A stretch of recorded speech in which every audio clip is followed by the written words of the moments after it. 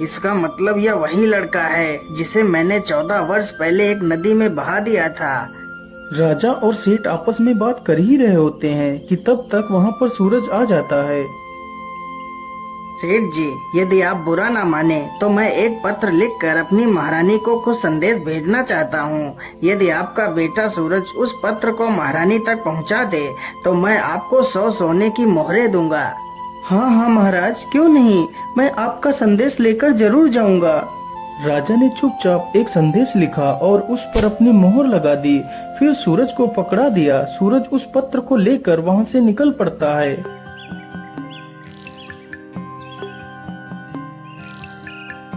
सूरज चलते चलते एक घने जंगल से गुजरता है तो वह अपना रास्ता भटक जाता है। अरे ये क्या, मैं चलते चलते इतना थक गया हूँ, लेकिन यह जंगल तो खत्म होने का नाम ही नहीं ले रहा है। कहीं मैं रास्ता तो नहीं भटक गया। अब तो जल्दी ही शाम भी होने वाली है। क्या करूँ, किधर जाऊँ? फिर सूरज आगे बढ़ता है। उसे चलते चलते जंगल में रात हो जाती है।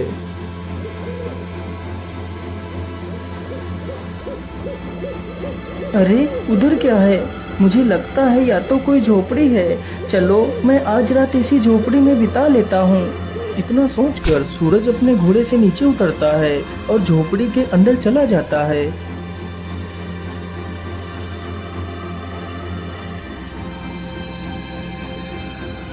अरे अरे, कौन हो तुम और तुम अंदर कहाँ घुसते चले आ रहे हो?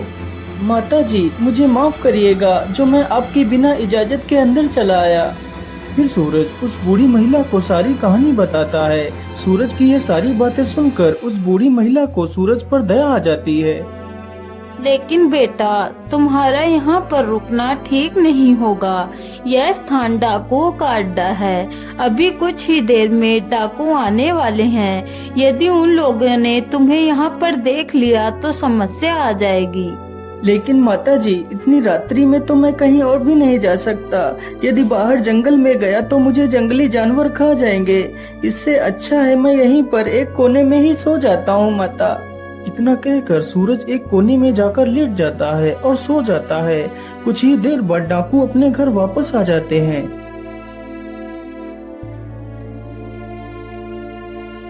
अरे यह कौन है जो इतना निडर होकर हमारे घर में सो रहा है? सरदार, यह सूरज है। बड़ा ही नेक दिल बच्चा है। फिर वह बूढ़ी महिला सारी कहानी उन डाकुओं को सुनाती है। उस डाकू ने जब यह बात सुनी तो उसे राजा की करतूतों पर संदेह हुआ। आखिर ऐसा क्या लिखा है इस संदेश में राजा ने? मुझे इस संदेश को खोलकर देखना ही होगा। वह डाकू जल्दी से उस संदेश को खोलकर देखता है। ये लड़का जैसे ही यह पत्र लेकर तुम्हारे पास पहुँचे तो इसे मरवा कर वहीं दूर कहीं दफना देना। ये कार्य मेरे आने से पहले हो जाना चाहिए। अरे राम राम राम, यह राजा तो कितना दुष्ट है। जिसके द्वारा चिट्ठी भिजवा रहा है उसी को मरवाने का आदेश भी दे रहा है। अरे नहीं नहीं, मुझे तो कुछ करना ही होगा। मुझे इस मासूम को बचाना ही होगा। इतना कहकर वह डाकू एक दूसरी चिट्ठी लिखकर उसकी चिट्ठी से बदल देता है। सुबह होने से पहले वह सारे डाकू वहां से चले जाते हैं।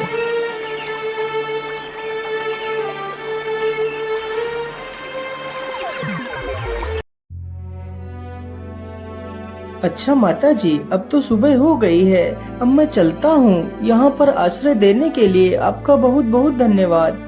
इतना कहकर सूरज वहाँ से निकल पड़ता है। सूरज कुछ ही देर में राजमहल में पहुँच जाता है और चिट्ठी महारानी को दे देता है। महारानी तुरंत ही उस चिट्ठी को पढ़ती है। यह लड़का बहुत ही ईमानदार और नेक दिल है। यह हमारी राजकुमारी के लायक है। इसलिए मैं चाहता हूँ हमारी राजकुमारी का विवाह